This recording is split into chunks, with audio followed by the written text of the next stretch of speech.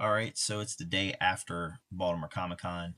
I needed that time yesterday just to recoup, get some sleep. I did all 3 days, Friday, Saturday, and Sunday. Um, I have some panels coming that I videoed while I was there. Some great content. A lot of fun panels too. Um, Friday was pretty decent. Went down early. Got parking right away. Um, Went into the con and hit the sales floor, picked up a couple things, then moved on to the panel rooms. And I think I got like four, it was three or four panels that day.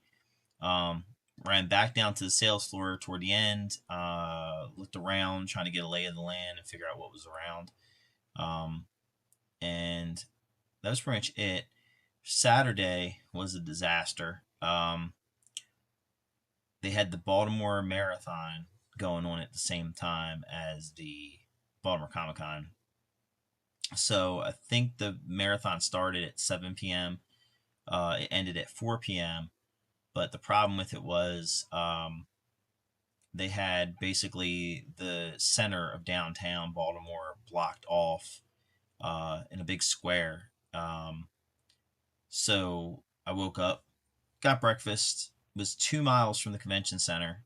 Um, Started heading down, and the street was blocked, and I started seeing the runners. They had detour signs up.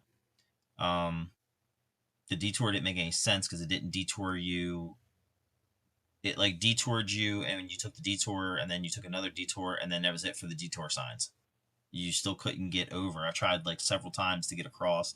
Figured there might be an opening somewhere to get into the middle of it and head down to the convention center, but there wasn't. What ultimately happened was after several attempts, I just went up and out of Baltimore City to Baltimore County, across Baltimore County, and then hit 83 and took 83 all the way down. That was basically the only route that I knew of to get into the city. Um, and even then, it was a cluster because they had roads closed, and you didn't see the roads were closed until you were at the blockade itself. They had no signs up, a block or two ahead, letting you know that the road was closed ahead. They just had either a city truck pulled across, a car, barricades, police vehicles, things like that. Um, I was a block from my prepaid parking spot, and I could not get to it because of traffic was stopped because the barricade was right past that, and cars were stopped and parked and sat in front of the entrance to my parking garage. Luckily enough, I was able to cut a right and go up a side street and catch another garage and pay for parking. So I paid for two parking spaces that day, and only used one. Uh, Kind of frustrating, but I hurried up down into the convention center. I was about 7 minutes late to the first panel that I wanted to get to. Really frustrating. Took me about 2 hours to uh, navigate around all that and get back down to basically within 2 miles of where I was at. Um, Poorly planned by the city, poorly executed by the city. Um, there's no alternative route on the website for the Baltimore Marathon. I tried looking up the map for the Baltimore Marathon to see if there was any openings to get in. The map was kind of confusing. Um, the way it was color coded was confusing, especially when you're trying to drive in the middle of it. Google Maps was no help. They didn't know about it, apparently. Waze didn't know about it. Waze kept trying to turn me around and send me up side streets, right back to the barricades, so that was no good. Um, that's why ultimately I tried different apps and things and gave up and just went around it all the way out into the county and like I said, back into the center, and then was able to jump on actually 83 and take it down into the convention center, and still sat for like 20 minutes, 30 minutes in traffic right by the garage. Um, Hopefully in the future when they do this, I mean, it's been going on for I think like 20 or 25 years. This is the first time I really encountered it while I was going to Comic Con that I remember. The other times I was down there, I actually stayed in hotel rooms, so I never had to drive down, probably when this was going on. Um, but I would definitely be watching out for that in the future and planning accordingly. Um, Sad thing is you couldn't even get like an Uber or nothing down there. You just couldn't reach it. Um, so I don't know if that affected the con per se with other people and patrons and things like that if they were blocked from getting in. Um, and then um, Sunday I got down there early, walked in, um, hit the sales floor for about an hour, and then ran up and started taking out panels. Um, I had 3 panels I recorded, um, and then ran back down after that because they were back to back to back, and hit the sales floor one more time and wandered around. Um, got a few more items, and it's like the worst part of that is at the end you just kind of, I don't know about everybody else, but I just love being there. I love walking around and being in that element. Um, Especially for like the 3 days, you just put out the outside world and all your problems and things. You just going down there and wandering around, looking at comics and like-minded people and panels and things like that. It's pretty fun. Um, and like toward the end, there's always like that last, like you don't want to leave that getting like one more thing. What was I thinking of looking at, or what was I looking at and I didn't pick up, and kind of wander around, see what else I can grab before I go. Um, Went by so quick though this year. It seemed those 3 days, but a lot of my time was spent um, recording panels. I spent, like I said, I think I got 3 or 4 Friday. I got 4. I had 6 planned, but I was able to get 4 of them Saturday, and I did 3 on Sunday. Um, Saturday, I felt like all I did was panels. If I would have got there on time, I would have been able to hit the sales floor before the panel started, and I probably would have captured at least 5, if not all 6, of those panels that I planned to get. Um, One that I'm bummed that I missed was Paul Pope Spotlight. I went to get that, but I missed. I was down on the sales floor picking up a couple items I really wanted. So I missed that Paul Pope Spotlight. But they will be coming up shortly. They're all downloaded now. I just got to put them together, descriptions and things like that. Um, and some are going to be full videos, and some, unfortunately, because I used an older camera, are going to be parted out to part 1, part 2, and possibly a part 3. I'm going to put them in a list. That way, they're easier to find. But I'm going to get on with it. So I pretty much have all the alter egos, or I have all the alter egos. I have pretty much all the back issues, magazines. Um, the comic creators, I have the ones that I want magazine, and the Jack Kirby collector. I'm still working on the early issues of that, finishing out that run or getting current with that run by tomorrow's. So now I've shifted focus a little bit to Comic Book Marketplace, um, which is another great resource for articles and things like that if you're into the history of comics or you want to read other people's opinions um, of where the market was at the time and what books were popular. Um, and they got great covers on them and fun covers. So this one here is Comic Book Marketplace number 94. This is a Spectre cover. I'm not sure the artist. Don't see a name on it anywhere, but now with 16 pages of color, because that was a big thing back then in 2002. But just fun cover, great articles, like I said. Some of these I may already have. I might have bought doubles here looking at them. I'm probably going to get my list together on these. I just started collecting them a couple years ago. I never really picked them up. And then when I was working at Stranko's booth at Baltimore Comic Con, one of the other henchmen that was with me had told me about some magazines because I was looking for alter egos at the time I was looking for back issue magazines at the time. to Alter Egos I was already caught up with. And I went over there. He told me to check out them. They may have some. I walked over. They had two that I needed, and then they had some comic book marketplaces, and they had a couple of little fun like convention magazines, things like that they had that I grabbed. Um, so I know the format changed. I think they were a smaller comic book sized format, and then he went to this bigger magazine format. Or I could have that reversed, but I think that's how they started. Um, so this is Comic Book Marketplace number 62 with a Simon and Kirby Fighting American cover. Looks like it has a article about Joe Simon in it. This one here is Comic Book Marketplace number 39. Can't remember this guy's name. It slips right now. I think he's a Fox character. But this is a cover to a comic that was reused for this cover here. Is it Samson? Maybe?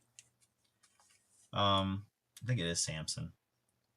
But cool robot cover from the time.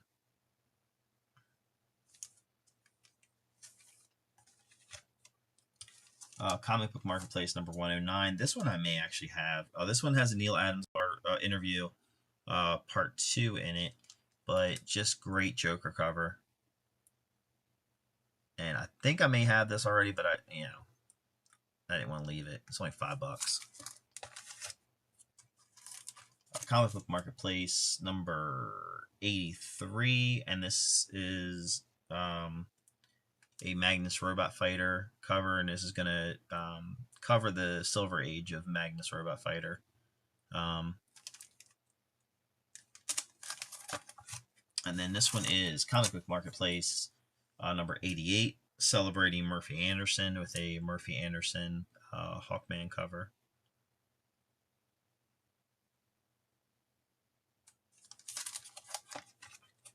And these I got from one vendor at the end on Sunday.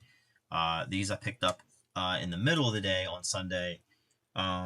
This is Comic Book Marketplace number 57 from 1998. This is a Legion of Superheroes focused issue.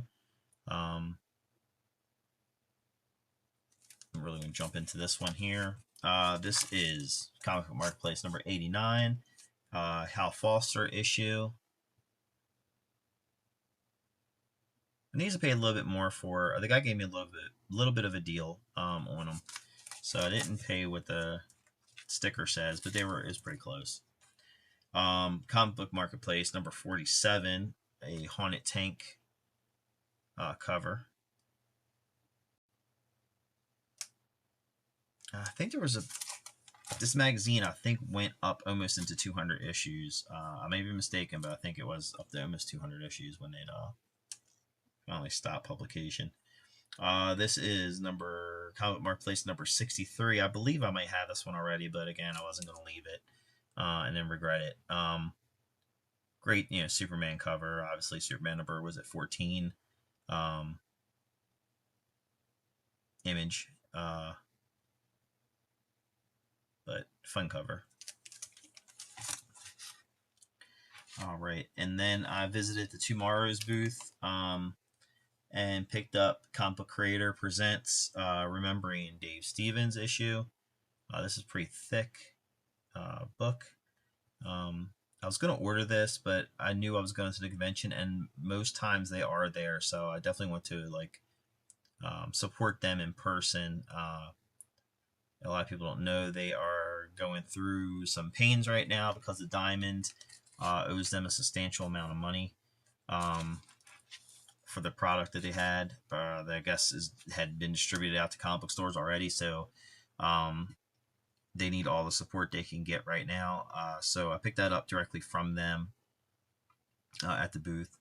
But they have a website, Tomorrow's Publishing. You can buy physical copies and have them shipped. Sometimes they'll have sales. Also, you can get digital copies, which are downloaded right away. So if you're the type of person that likes it, digital, and you want to have it downloaded, you can pay for that, and then you get it instantly and start reading. A lot of great books, a lot of great series. They have a lot of specialized books and issues on creators. Um, Also, like history of comics. I have that the Comic Book Chronicles right here to my left. Um, Great book, great series of books. They basically cover each decade.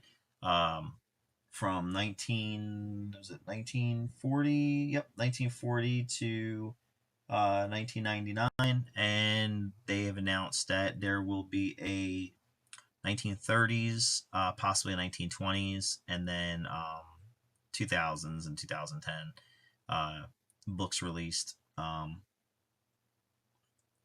it covers like a year by year what was popular, what came out.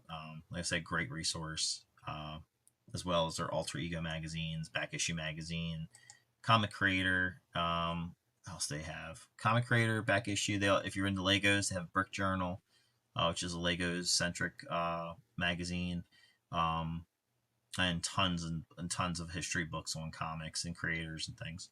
So check them out. Tomorrow's Publishing. Um, I hit a booth I always go to. Always got great stuff. Um, Mostly when I go, I don't get comics. I usually pick up oddball stuff like magazines and books and things. To me, the comics seem they're a little bit overpriced for the most part. And I get it, people have to cover their costs and everything, but I'm not, overpaying for books. Um, this is Legion Companion. This is also by Tomorrow's, but I bought this from a vendor because this came out and I believe it's out of print. Um, but this is this is something also Tomorrow's does. They have like a Legion Companion. They have a Justice or an All Star Comics Companion. I think like 4 volumes of that. Batman, I believe. They have a Superman one. So they have different ones based on the characters. I think they're all DC based too. I don't remember ever seeing a Marvel character companion. And again, great source of information, articles, write ups, things like that on the Legion. So definitely want to dive into this. A lot of people have talked highly about this Legion companion, so definitely looking forward to getting into that. Same booth, this guy had this Fantastic Fat fanzine number 10 with a great Steranko cover. For some reason, I think I may have this one as well.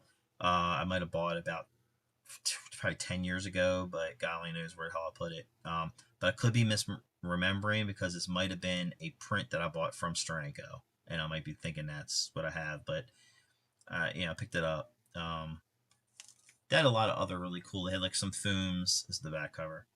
The guy had some Fooms and some other magazines. Pretty interesting stuff they always have there. So I always stop by like first day and see what they have. I covered a panel on with Chip Kidd and Michael Cho with Abrams art or Abrams Publishing. They're the same people who published the Alex Ross Fantastic Four book that I have. That one I highly recommend. Just beautiful book. This one here, they did a panel about the book. I didn't get too much as far as the screenshots go because I didn't know about copyright or anything like that, so I didn't want to risk it. But this is called The Avengers in the Veracity Trap. And this is Chip Kidd script with Michael Cho art. Love Michael Cho. Just that beautiful classic, like Marvel style, like retro style. Just clean lines. It's a fun art style. I'd love to see like a cartoon made in this art style as well. That'd be great. Maybe set in like a futures, like a 60s New York or something, kind of the same style as Batman was set in the 40s, but they had technology and things like that. I think it'd be fun. This book here, not going to ruin it or spoil it or anything like that, but the cool thing about this is, of course, Chip Kidd designed it. And during the panel, he revealed some hidden things with the book itself, where the dust jacket is actually on the reverse or panels.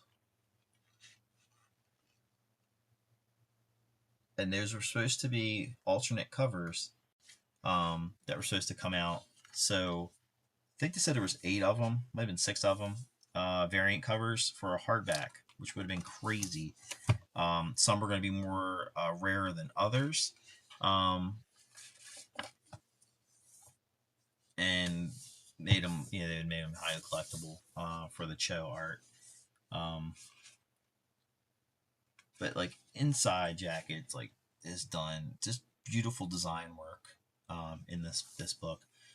Fun story too. They reveal some of it in the panel, and I recorded. It will be uploaded soon. They were really nice. If you bought a copy there at the con, they would sign it, and Michael Cho would actually do a sketch in the book for you. I of course chose Cap, and Chip Kid did the signature over here in red, and then Michael Cho did the Captain America for me. Also really cool that they designed the book like that with that circle in the middle, perfect for signatures. But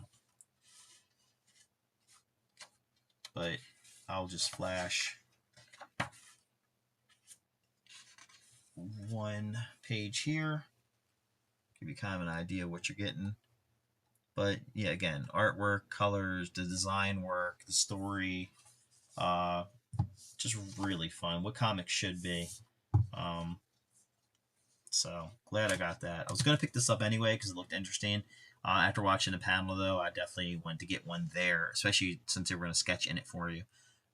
Couldn't pass that up. Had to grab that. And now finally, on to the comics. I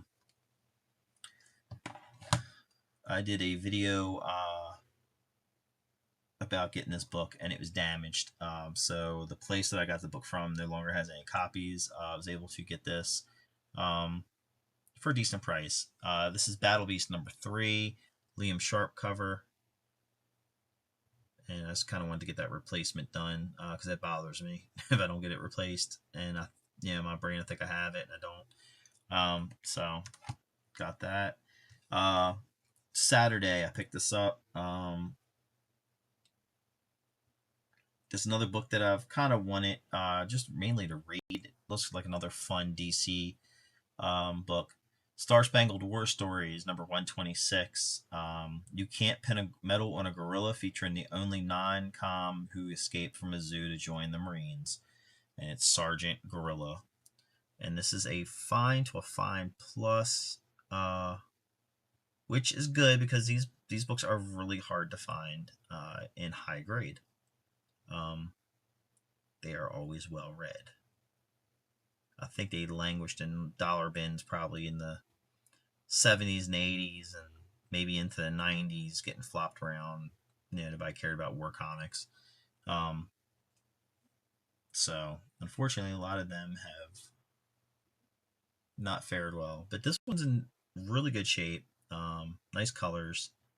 They do have a scratch like right here by Sergeant Gorilla's arm.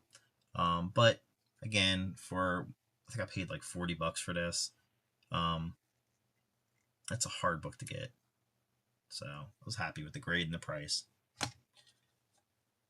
Next up is a book I actually was just talking to somebody about at my LCS. I went to hunt down, and walking through on Friday, somebody had looked at it, and the vendor was putting it back up on the wall, and I just happened to walk by as he was putting it up on the wall, which caught my eye. I'm glad it did. I walked over, and I've been trying to put a run together, not a run, but a series of first appearances in this group. This is a Charlton, and this is Special War Series Volume 4, Number 4, and this is the first appearance of Judo Master. And this is they have it marked as how do they put it at? Oh, fine, very fine. To me, it's definitely a very fine. So this will be like an 8.0, 7.5, 8.0 copy, which for Charlton's is actually a high grade. If you get like a 7 and higher, that's a high grade for a Charlton. Um, these definitely did not uh, fare well over the years. So they are really hard to find in high grade. I mean, they're out there. Don't get me wrong. You can get them, but they're just really hard to find. But good price. I didn't pay that, but paid close to it. But knocked this off my list, and it's no bends and tears on the cover. Pretty sharp otherwise. Um, and I have First Blue Beetle. I have First Question. Um, I had now First Judo Master. I still need Peacemaker, uh, and Captain Atom uh, to round it out. But happy with this. Wasn't even really. I mean, I was looking for it, but I didn't expect to find that there. And then this one here is another one um, that I wanted back before. Say it's back in 2020. I was looking at this book, um, in like a 9.0, graded, and it was going for like $90. Um, and then I thought to myself, like, this is one of them sleeper type of books where if they were to do something with these characters, the book would jump. Um, and it was one of them type of books. It was a fun kind of series, and um, that's when I started kind of really looking into like the war books and different things. Um, I did not get it, obviously. I waited too damn long, and then someone grabbed it, and I missed out on it. And then after that, it was announced that the Creature Commando series was happening, and then the book skyrocketed, and wasn't going to pay the money because to me it was an inflated price, and I knew this book would come down again after that series was over, or if the series didn't do well, it would come down in price. So this is Weird War Tales, sorry, number 93, and this is the introduction to the Creature Commandos. This is a newsstand. Um, if I had to guess, I would say this is probably a 9.0 or a 9.2. Definitely one of them too. It's kind of a stretch for a 9.2, but definitely a 9.0. It's got one, two. It's got two, maybe three. Yeah, three spine ticks. Minor color breakage, and that's it. The rest of the book is sharp corners. Um, Back cover is clean. Staples are clean and tight. So this was probably read once, maybe, and then put away. Uh, and it's a newsstand for this book, which is probably got to be tough to get in a newsstand. Um, but definitely a good pickup, and I paid about $100 for it, so maybe a little over $100 with tax. But yeah, so very happy with this purchase. So I got it for just about what I was going to pay for it with shipping anyway. Um, and now it's mine. The only thing is it's not graded. It's not encapsulated by CGC, but that's okay because it comes in this nice hard shell. I'm going to replace the bag and put a board on it because it does not have a board, and I'm just particular about that. And then I will slide it back into here and put it in my box, and knock this one off the list. So I have first GI Robot, GI Robot 2, which is the one that's in the series. When I didn't get this one, I ran, looking for GI Robot, and I found his first appearance, and I got that before that got crazy. Um, and then I went back and found like the original GI Robot, and I got his second and third appearance. Um, and again, they're hard to find in high grade. Um, there was two more books that I was looking at while I was there. One was a Legion book, and uh, once I examined it and looked at it, it had too much damage to it. And the price was I wouldn't have bought it anyway, but I'm trying to get high grade. The price is a little crazy for it, for what it was. But they do have some like spectacular comics there. Like they had some great dealers, stuff you just don't see. Dealers did a really good job bringing out, like they had war, they had romance, they had like front and center. Um, Along with your normal superhero books and stuff like that. Someone bought an AF-15 while I was there, um, at one of the booths. So a lot of good stuff there. If you're in the market and you're just going there strictly for comics, great convention for comics.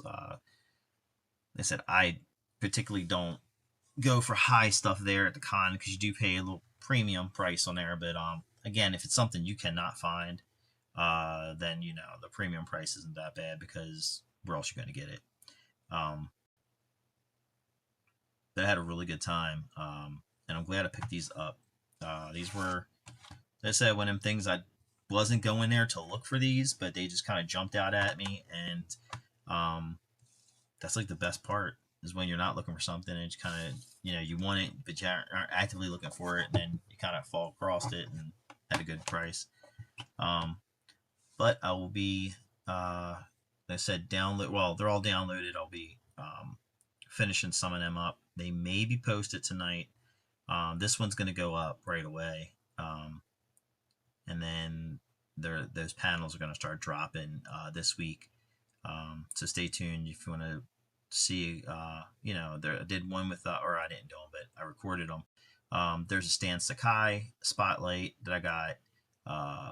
I believe her name is her name's Barbara. I think her name is Freelander or something like that. She was a romance writer for DC in the '60s. That was a really good panel. I learned a lot there, and just great hearing her stories.